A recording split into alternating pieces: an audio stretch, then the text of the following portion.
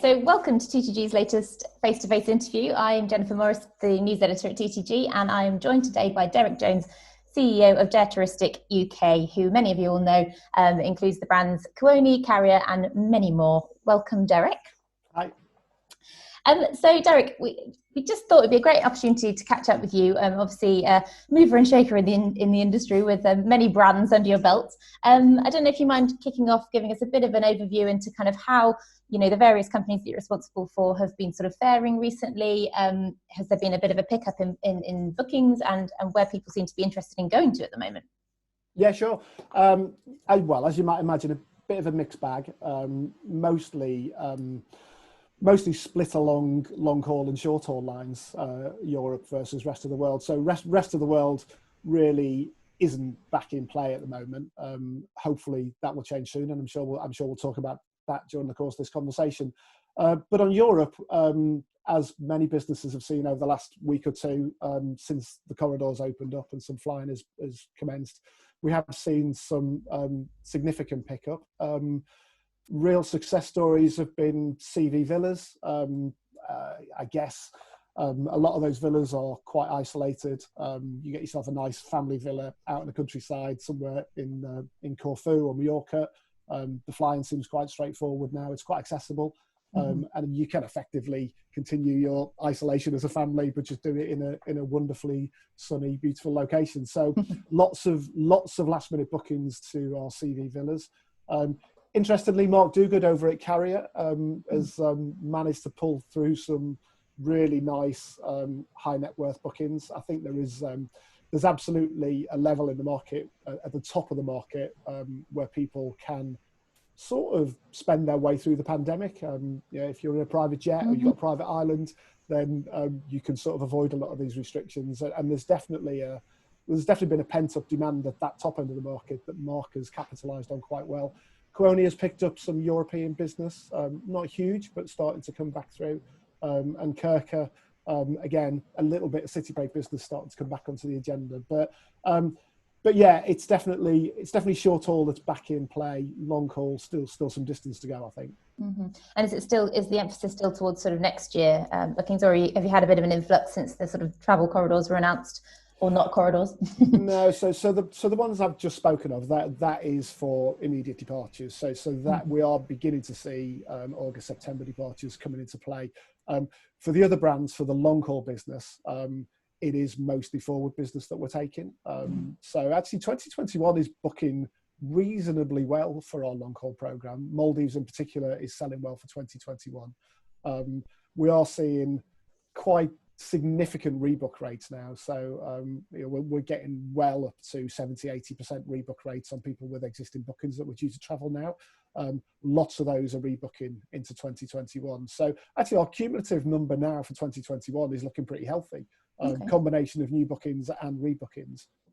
But I think in a normal year we'd be pretty happy with the level of forward business that we've got. We just need to try and make sure that continues into that September, October key booking period, where the numbers in a normal year would start to really ramp up for next year.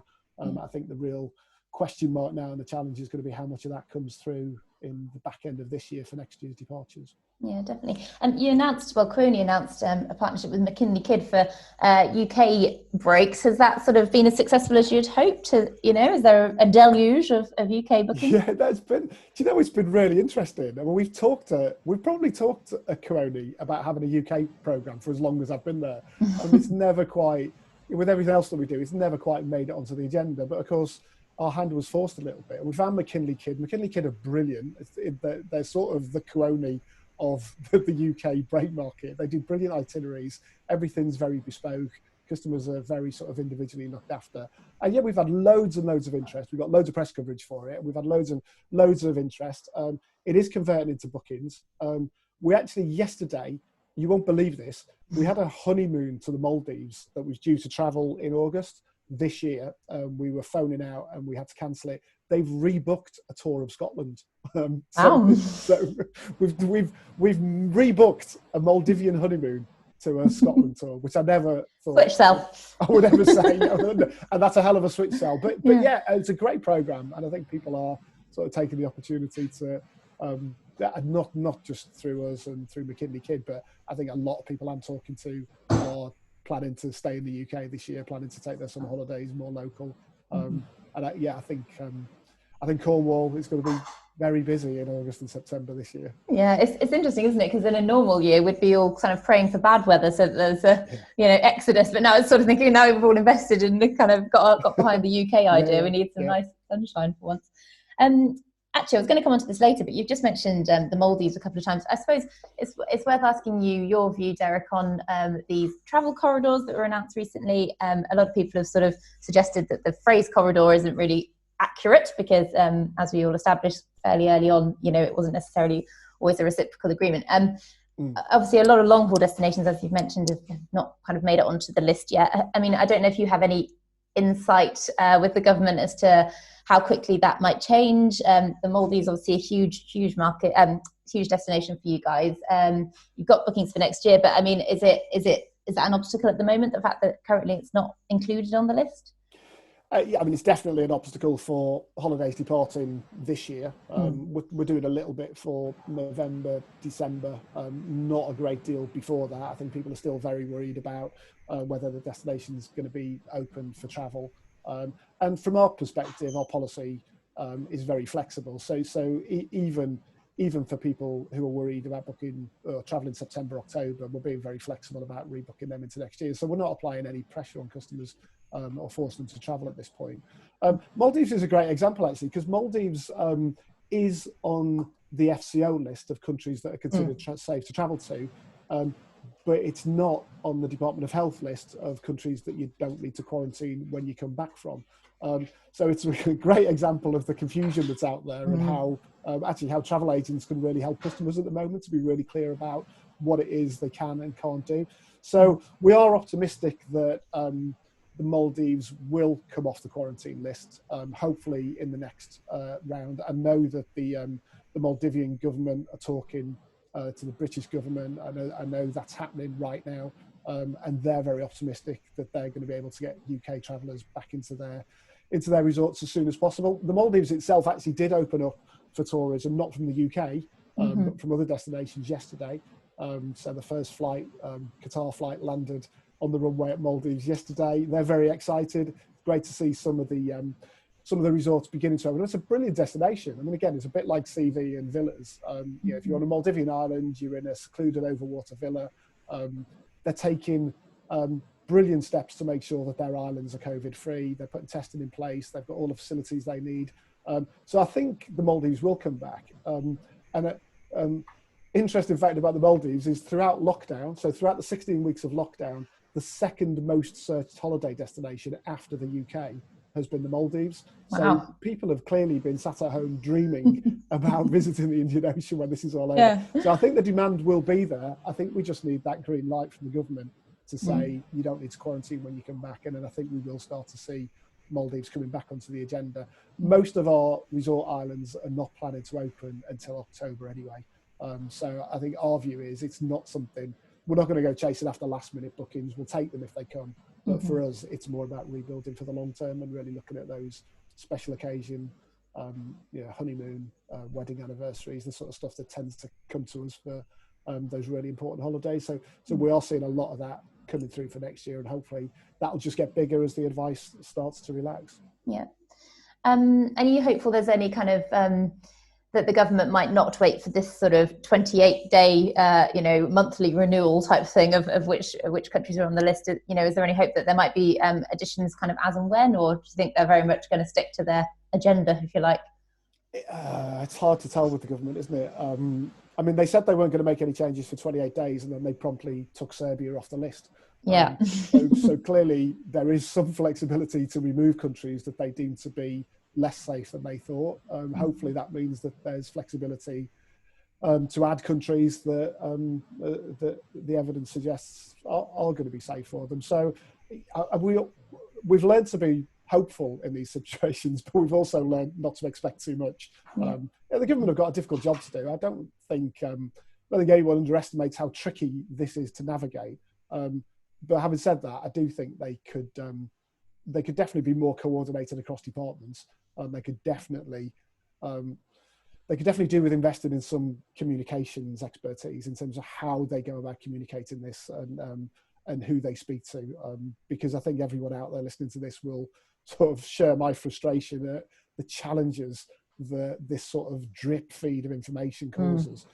When actually all anybody wants is clarity, good or bad.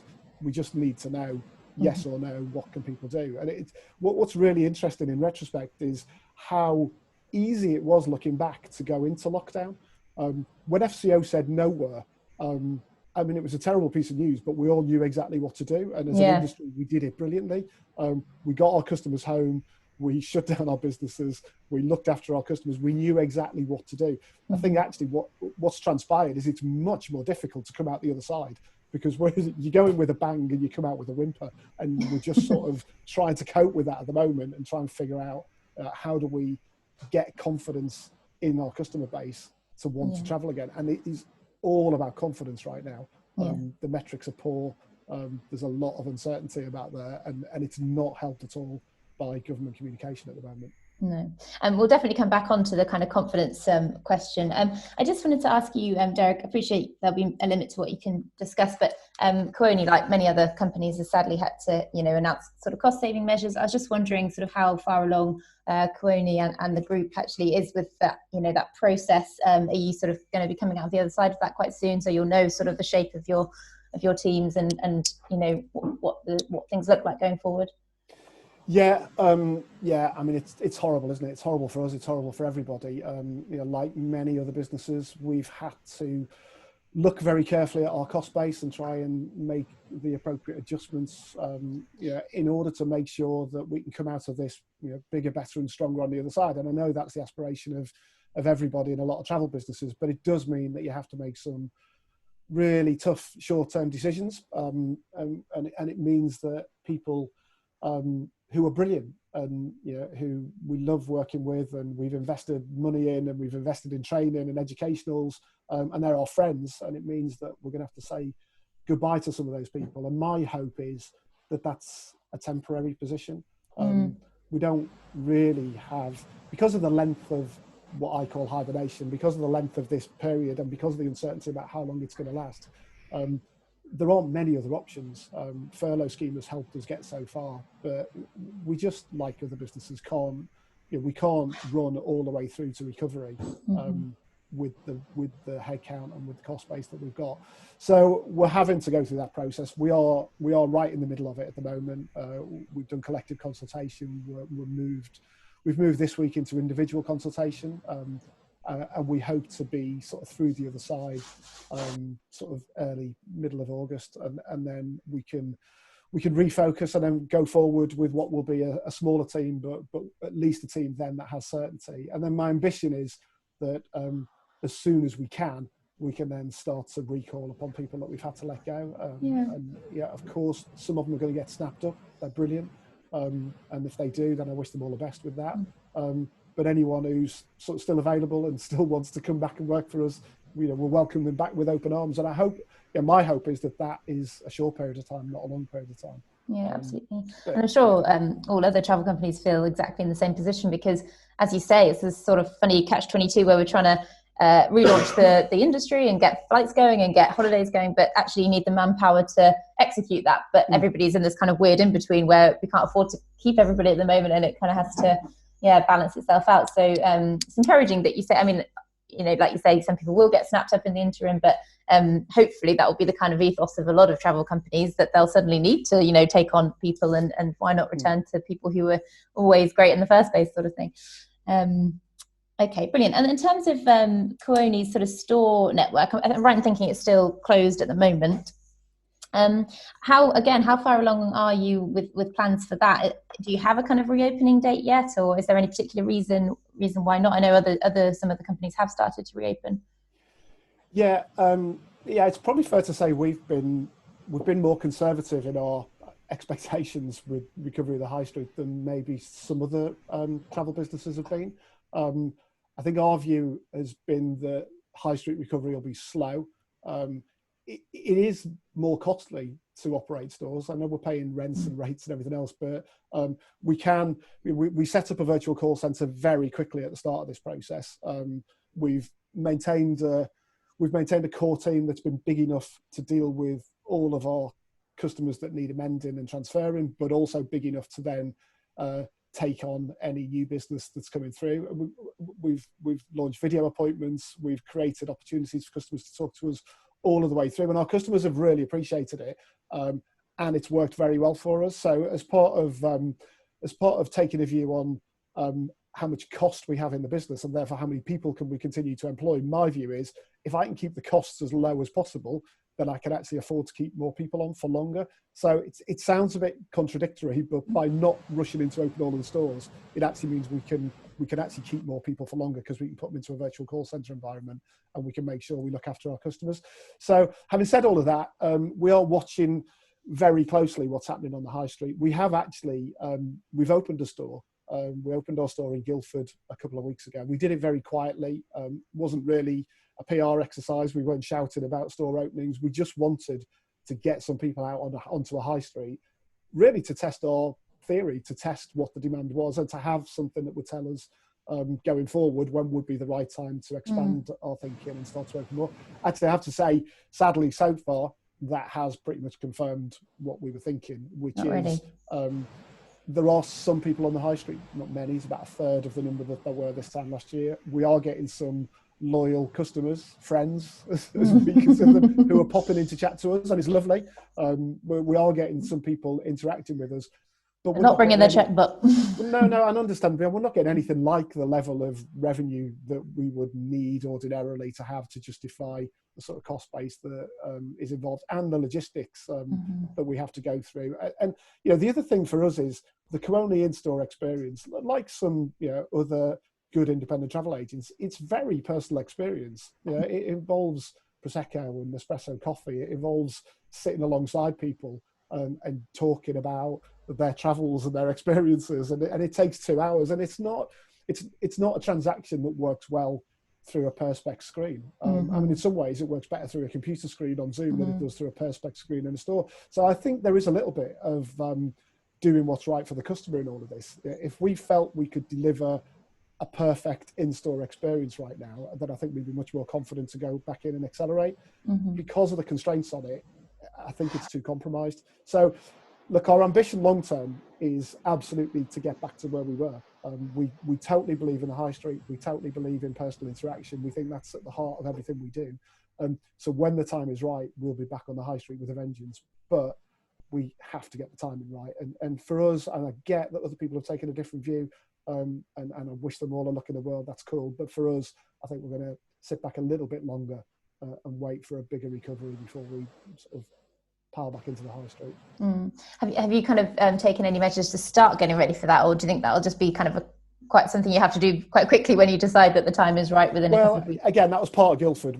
Guildford was to sort of understand what we would need to do and how we could deliver our sort of experience in the current climate and with the current conditions around it. And actually, I think we've done a good job. We've had to make some changes to the store layout, but we don't have screens up. We've simply utilised the space that we've got to the best advantage to make sure we keep social distancing in place. There are masks for customers. We've got hand sanitizers, and we've done it in a way that works as well as it can. But is it as good as I would want it to be for our customers? No. And do I think that our customers will come rushing back for that experience, or would they rather talk to us on a video call or talk to us on a telephone right now? I think the latter. So I think we have to work with the reality that we have, and the reality that we have is that a lot of our customers are still very nervous about putting themselves out into that public domain. Rightly or wrongly, they are, and I think if we can deal with them very professionally in what they consider to be a safer environment, then that's what we're going to do. We did a survey to our email database a couple of weeks ago to test our thinking again, and that again sort of reconfirmed our theory that customers are happy with the way we're moving forward. And just on video appointments, they've been really successful, and again, people may have thought that was a sort of PR piece, a puff piece, in order to sort of keep ourselves news. Actually, our customers have really responded well to them. We're doing around about 100 a week. They're converting on new business at about 45-50%, almost at the level that store appointments were converted at previously. And all of the feedback we're getting from them has been really positive. So I do think we have good evidence to suggest that there is an alternative for us at the moment. People have shown throughout this crisis how flexible they are, like things that they wouldn't have dreamt of doing previously. They're now adjusting to quite nicely. And I think video conferencing and video appointments is one of those things. Look at us here now. We wouldn't have been doing this. No, that's true. No. We're all doing it quite comfortably. So I think we need to be flexible, and we need to adapt, and we need to constantly be aware of how this pandemic is evolving and what advice the government is giving. I went to an Apple store in Solihull with my daughter because it was her birthday, and I promised to buy her a phone, otherwise I wouldn't have gone anywhere near it. And it was fine, but it was they'd taken another store on the shopping mall which was empty, and they'd got 27 taped off boxes that were all numbered, and when you went to the Apple store you were redirected to the other store where you were given a number, and you were given a temperature test, and you were given a mask, and you had to stand in your box, and then you had to wait in your box until you were called to the store, and then you were escorted to the store and given an assistant, and it was done brilliantly. So they could not have done it better. The staff were great, they delivered it fabulously well, but if I'd known I was going to have to do all of that, stand in a box, I probably would have just sat down in my living room with my daughter and bought her a phone online. So I think that it can be done, but it is still a huge compromise, and I think the public recognise that, and we need to adjust our businesses accordingly until such time as we can come back properly. Yeah. So do you know at this point whether, obviously it sounds like the Zoom or video calls are going really well. Is that something that you definitely see as a more permanent fix? I actually spoke to the boss of TUI in the UK, Andrew Finton, and he was saying that similar to you guys, his retail staff had done so well from home over this period that, there may be a longer term shift towards that. But would you see that as a kind of additional workforce, or perhaps you might, look at closing a couple of stores and having more people working from home? Do you know at this point how that might look? Yeah, I think it's really interesting. It's not it's not part of our formal proposals at the moment. Again, because we're in consultation and we're talking to our teams about what the future looks like.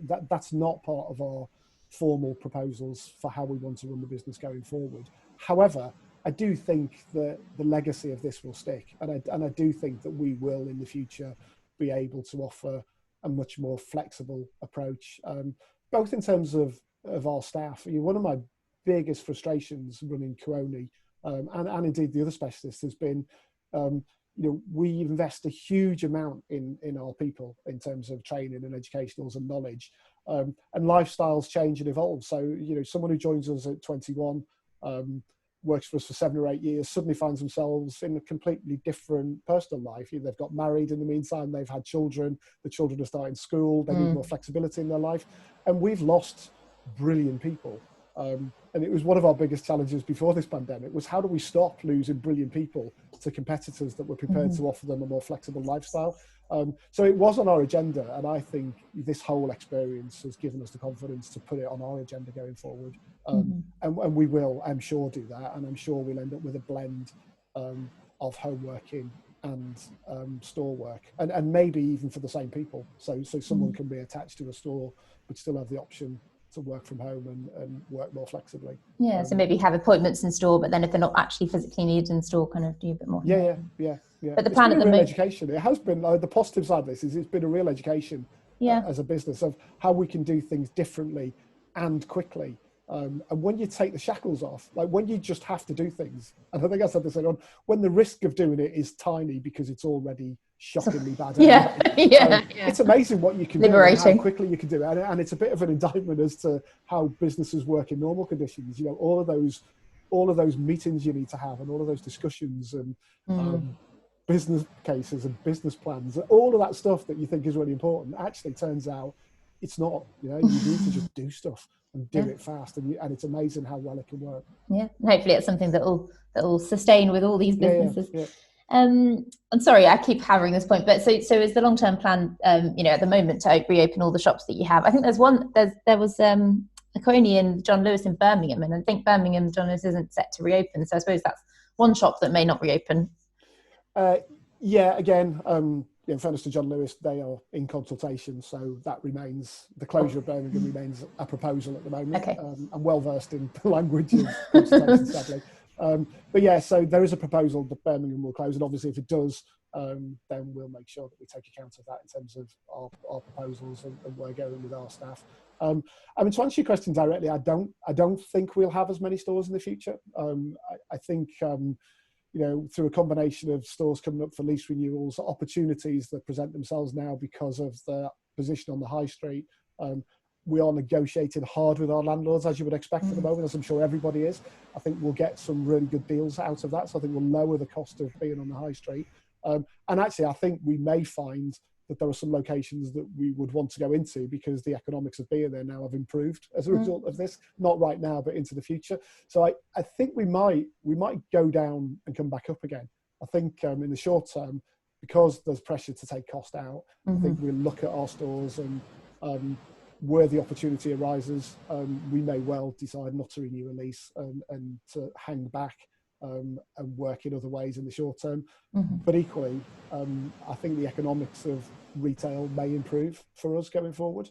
And as I said earlier on, it absolutely remains the cornerstone of our strategy. So we haven't changed our view about retail. We still think it's going to be important in the long term. But it comes back to that hibernation again. How do we manage our way down and then back up? And part of the managing down, I think, inevitably will mean that we're going to shrink a little bit in the short term, with a view that we'll come back stronger later. Yeah, see how things fall. Just very quickly, what do you mean by the sort of economics of retail? Is that because rates are going to go down inevitably because the government's going to, or landlords are going to need to be competitive? What do you mean? Yeah, I mean, I think sometimes the high street retail market is a buyer space and sometimes it's a seller space, and there's no doubt at all it's going to be a buyer space at the other side of this. You only have to look at the failures in other sectors that have happened over the course of the last 6 months. I mean, the fashion sector has been decimated. There's lots of brands that aren't going to be there when we go back. You see John Lewis potentially closing stores. Debenhams aren't going to come back with the volume of high street footage that they had. Hospitality is under huge pressure. There'll be restaurant chains that people probably haven't even spotted have gone, but have gone, a lot of them.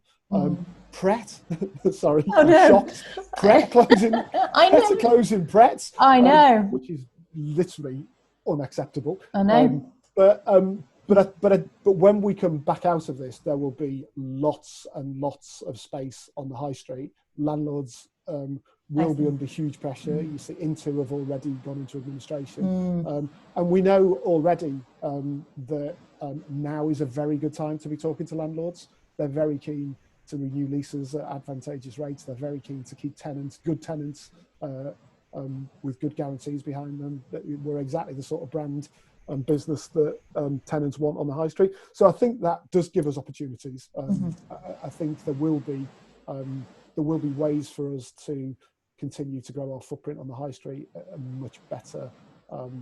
much better economic model than perhaps the one that we had previously. So I do think that is part of the future. But I do equally think it will be different. I think it will be blended. I think there will be more homework and ways of working. And much more flexibility. And at the end of all of this, we've all got to try and guess how customers are going to behave. Yeah. Honestly, I don't know what will stick and what won't stick. Yeah, you hear both ends of the spectrum. I know it'll be different. I just don't know how different. I don't know how much behaviours are going to change. But that's the bit we all need to keep our antennas up and sort of constantly read the data, look at the surveys, go out ourselves on the high street and go and experience it and try and form the right judgment. Some of it's science, but some of it is gut feel.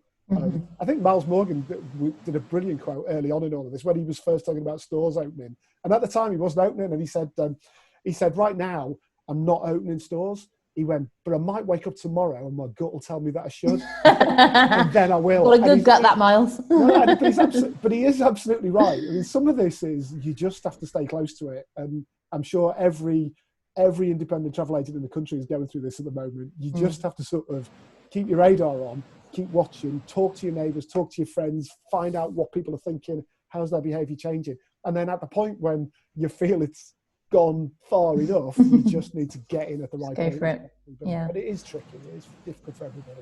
Yeah, definitely. Speaking of high street restaurants and things, I saw you. I thought you were going to ask me out on a day then. Do you want to come to Pret? Although I've just moved out of London to Peterborough, and they're closing the Pret in Peterborough, so now I have to move to London. Closing Stratford upon Avon. Don't talk to me about it. It's terrible. Actually, I think I quite like not having to buy same sandwich for 3 years. I was just going to ask you. You have said elsewhere. You sort of expressed your idea that perhaps like the government incentive to kind of incentivize people to eat out on the high street, you hoped that there might be scope for a kind of travel equivalent, although I think you've followed up and said that perhaps there's not quite the appetite, for want of a better phrase, there for it. But yeah, do you mind speaking us through a little bit about that and your thoughts behind this potential petition you were going to maybe launch? Okay, well, I mean, it goes back to Rishi's announcements last week in his sort of mini budget update, where he introduced his Eat Out to Help Out incentive, clearly targeted at that hospitality sector in the UK to try and, in his words, kickstart the sector, to give people an incentive to go out and spend money in that sector. And it was part of his, what he called hashtag plan for jobs. So I know a lot of people have said it was about investing in the UK economy and getting people spending again, but that's not the way it was set up. It was literally part of his plan for jobs campaign.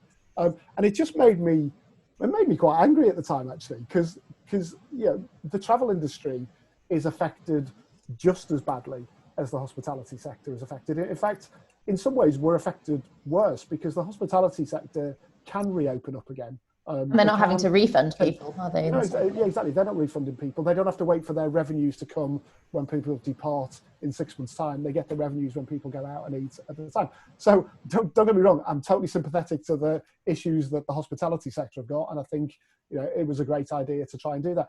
I think what I was trying to do initially was, in my own sort of individual Twitter way, was to maybe a little bit ironically make the point that hang on, if this matters for the hospitality sector, where's the one for the travel sector? Where's the bit that's talking about all of the thousands of jobs that are being lost in the overseas travel sector? And where's our incentive? And why haven't you done one for us? So it wasn't really at the start a genuine call for action. It was more making the point on Twitter that there's a disparity here between a government that is saying on the one hand, we care about jobs in this sector, but by omission, in my opinion, is saying they don't care about jobs in our sector. And that's whilst I'm watching the pages of TTG every day talk about another 100 jobs here, another consultation there, another 1,000 jobs gone at this airline. We are being decimated by this crisis. And I get it's the fault of a virus, but I think the government needs to be more even-handed in its approach. So that was where it began. And I made the suggestion and got quite a lot of positive feedback about it. But then Sheila Fogarty, who's on LBC, I went to school with her actually, so we've renamed Twitter friends and occasional real friends as well. But she retweeted it into a completely different audience, into her audience, which is the daytime radio listening audience. Oh God! And it was really interesting because the response I got on Twitter from that retweet was very different from the one I got from the travel industry. So the one from the travel industry was broadly supportive, in fact, very supportive. People thought it was a great idea. The response from the public was actually pretty negative. And what became very clear was that the public right now are really struggling to differentiate between the challenges that we face in terms of job losses in the industry and the sector, which I do think they're sympathetic to, and the perceived way, can't believe I just did that, the perceived way that the travel industry has dealt with this crisis from a customer service perspective. And what's clear is customers are really struggling to separate the two things. Like, they have sympathy that we're losing jobs. They have no sympathy for the fact that they didn't get a refund for their holiday when they wanted one. Yeah. And it's quite vocal. And I think we've got a real challenge now to regain trust of our customers. I think we're going to have, as an industry, we are going to have to find a way to come out the other side of this and regain the trust of our customers. And it's difficult in some ways, because I think some businesses, many businesses, have behaved impeccably. I know, many thousands of travel agents have really, really worked hard on behalf of their customers to try and get these refunds through. And through no fault of their own, they've literally been unable to refund those customers. We've taken a view all the way through that we will refund, but we've equally worked really hard we've engaged with customers to persuade them to rebook. So in reality, we haven't had to refund because we've engaged. I think a lot of businesses sort of tried to take the ground where they didn't have the resource to engage with customers, therefore their customers demanded refunds because they weren't being engaged with, and financially they weren't in a position to do it. So it all became a bit of a self-fulfilling prophecy that we just made customers madder and madder. And believe me, they're mad. You go on Money Saving Expert or go on Which and go and look at it, or go on Twitter or go on Facebook and search holiday refunds. And people are really annoyed with the sector. And I think, so to bring that full circle, I think I sort of eventually concluded that it would be inappropriate as a sector to be calling for government support when we don't really have the sympathy of the public. And I think it is an indictment on the way the sector has dealt with this crisis. We shouldn't be coming out of this as the bad guys. We should be coming out of this as a sector that customers have sympathy for, that recognise there are huge job losses taking place, recognise the unique challenges that face us, and be sympathetic to that. Instead of which, I think we're coming out of this diminished as a sector that is less trustworthy than it was at the beginning, which is a shame. So you're not diverting the kind of, obviously blame is a strong word, but you're you're not sort of saying that it's government's handling that has directly led to how travel has had to respond to this. Do you think there's a little bit, on our own kind of shoulders as individual companies and things, that's led to this kind of confusion and crisis? And what do you think is it what can be done to kind of instill more confidence, I suppose? So it's a very big question. But it is a big question. I mean, I think, it has to be said that the government all the way through this have not recognised the unique challenges that the tourism industry faces as a result of this crisis. And I don't think that's unfair criticism. And I don't really have to be too political about this. I'm talking as an individual that runs a business where I'm having to make people redundant. So I think I have a voice and I should be able to share it. But in almost every other European country, and I know this is raking over old coals now, but in every other European country, the government stepped in very quickly to sort out this refund issue. Whether that was in the form of loans to businesses to cover the refunds, whether it was in the form of amendments to the package travel regs, short-term allowances to allow them more time to refund. But almost every other European country had some flexibility for their tour operators throughout that period. And unfortunately, we didn't get that. In fact, we just got prevarication and it just kept getting kicked along into the long grass. And I think travel businesses initially started off waiting to see. So I think people genuinely didn't go into this intending to create the sort of maelstrom that it's turned into. I think they wanted to wait and see what form of support was going to come from the government. And the longer it went on, and the fact that the support wasn't becoming visible, actually we were already way into the argument about whether we should be refunded or not before it became clear that we weren't going to get any government support. So I do think the government have to answer for why they didn't step up to the plate and support the sector sooner. Having said that, I mean, I'm on record as saying I do think we could have handled it better as a sector. I do think we could have either retained more people in work to look after customers. I think some businesses were too quick to furlough. I think everyone knew what the scale of the problem was going to be. However big it was, they knew how many refunds they would need to make. They knew how many customers would need to talk to them. And furlough was a choice. It wasn't a commandment.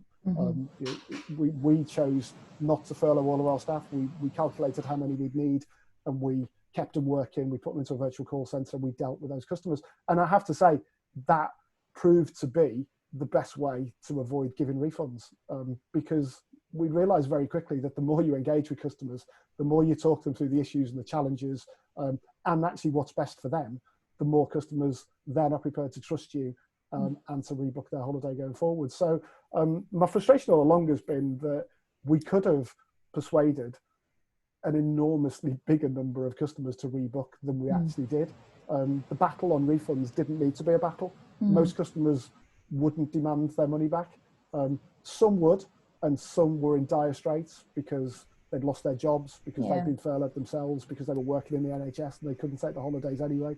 Those people should have been refunded straight away, and by engaging, the other 80% would have been happy to rebook. So I just think it's easy with hindsight, and I'm not criticising anybody. Everybody made the call they felt was the right call at the time. I think we just have to deal with where we are now, and where we are now is that we have seen trust in the sector be lower now than it probably has been for a long, long time. And my concern right now is that when it comes to this reboot phase, when people start to book again, one of the blockages why people won't rebook now, even though the corridors are open and then flights are flying, is because they remain unconvinced that if there's a second spike or something happens again, that we're not all just going to do the same as we did the first time and keep hold of their money. So we've got to get over that hurdle, otherwise people are not going to trust us again in the future, and then it just becomes more difficult. And do you think there's a space for kind of ABTA to help with that? I mean, do you think that ABTA's done enough so far, or do you think it's going to be up to kind of individual businesses to just prove their own worth, and hopefully the sum total will make an impact? I think, but to take them separately, I think ABTA, of course, has got a role to play. And in fairness to ABTA, I think they've been walking a tightrope all the way through this, and they've had this was a very tricky one to play, because on the one hand, they are a consumer-facing organisation. They have a reputation for trust that they need to protect. I think they needed to be seen to be standing up for the consumer, but equally they're a member organisation, and they had members that were in dire financial circumstances. And I think ABTA completely understood that enforcing the guidelines as they stood then, or the legislation as it stood then, was going to be damaging to the well-being of a lot of their members. So I think, in fairness to ABTA, I think they've picked their way through this quite well, and I know that they've been lobbying quietly behind the scenes with government all the way through, and actually doing a very good job. The fact that they haven't been listened to is a different, that's a different problem. But I think it's unfair to suggest that ABTA haven't been trying to find the right solution, and they do have the ear of government, and I do think they are helping to move this forward, and will continue to in the future. So I think those guys in difficult circumstances have probably done as well as they could do. I think it's up to us as business leaders now to take a lead. I think, and it's encouraging to see that things are moving on, and we have seen businesses change positions. I think we have now seen businesses begin to accelerate the number of refunds and the speed of refunds. I think we are beginning to see a change, and the longer that goes on, I think the more confidence will build, and the more customers will sort of begin to look at the industry, hopefully with more trust going forward. And finally, I think the whole question of the financial structures, trust funds versus bonds versus different ways of working, I think that will come under scrutiny, and maybe it should. Maybe it is time that the industry sort of stopped and took a step back and looked at how they operate, and maybe now is the sort of catalyst for change, and maybe things will be different in the future. We'll have to wrap up fairly soon. I could speak to you for hours, Derek, but just very quickly back to sort of Kuoni. I suppose it's just worth asking. I think you said that you're in consultation with your own staff about the future, how the business looks going forward. I mean, are there any big strategy changes, do you think, going forward? I mean, obviously Kuoni's always been a big supporter of independence. Is that still a priority? I mean, obviously, like you say, everyone's got to look at their cost bases and things, and people understand that. But I think it would just be interesting to hear about that, and also the brands that you've launched recently, like Meraki and Alfred. And I mean, obviously, difficult time to have launched them fairly kind of on the cusp of a global pandemic. Is the plan still to kind of push forward with those yeah. So to take your first question first, I mean, in terms of our distribution strategy, it remains pretty much the same. We don't. Now's not the time, I think, to be fiddling while Rome burns. We're not going to start changing our business model and doing things completely differently. Our travel agent partners have been absolutely brilliant throughout this whole process. They've been understanding of the challenges that we've had, but equally, they've been very supportive in very difficult circumstances for them with customers that had booked with them. And I like to think that we have worked genuinely as partners to get through this crisis together. So so thank you to all of the agents out there that have been working with us.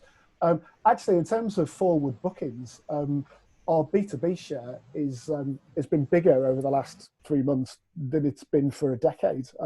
I'd say the numbers are small, but the percentage that's coming through the trade is high. A huge amount of our forward business is coming through the trade at the moment. So no, absolutely, we'll continue to support the trade. Obviously, from a cost point of view, we're having to do that in a very different way. I'm sure, like many others, we don't have dedicated support in place. We've got one virtual call centre. That call centre is dealing with all calls, whether it's coming from travel agents or customers. But I think they're doing a great job, and the feedback has been amazing from the trade. So I think we've got it right. And yeah, it's not really a strategic question. It's more tactical at the moment. We'll work forward until we feel it's right to move on, and then we'll move on. But no, there's no strategic. Did it again? Stop doing that. There's no strategic change planned on that side. On Meraki and Alfredand, yeah, Meraki was just sort of going into major launch in January and was beginning to get some traction and get some bookings through. But of course, that's come to a complete halt. So we've just paused that. It's still live, and the website's still there, but we paused it. We'll come back to that in the future. Alfredand had got off to a brilliant start in January and February. So we'd only really launched it with Japan.